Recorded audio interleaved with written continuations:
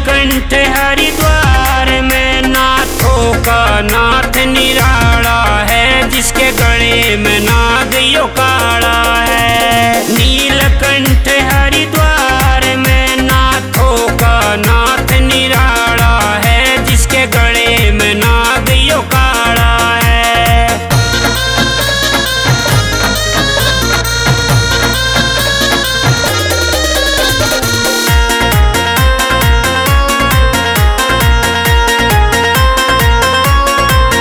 उन्हें कहते शिव भंडारी से, नंदी की करे सवारी से। उन्हें कहते शिव भंडारी से, नंदी की करे सवारी से। इसके हाथ में सृष्टि सारी से, पर्वत पे रहने आला से, जिसके गले में नाग यो काला से। नीलकंठ हरिद्वार में नाथों का नाथ निराला है, जिसके गले में नाग यो काला है।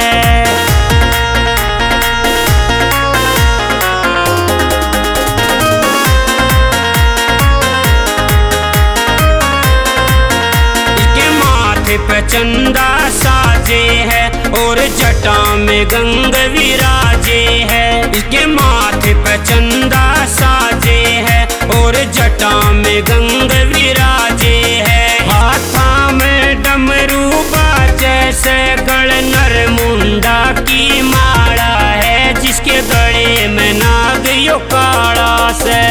नीलकंठ हरिद्वार में नाथों का नाथ निराला है, जिसके गले में नाग यो काला है।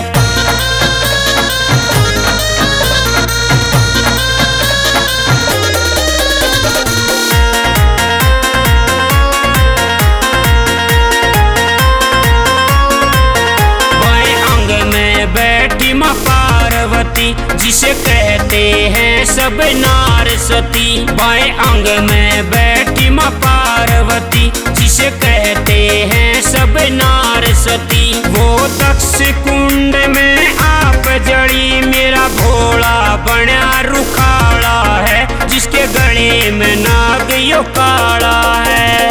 नीलकंठ हरिद्वार में नाथों का नाथ निराला है, जिसके गले में नाग यो काला है।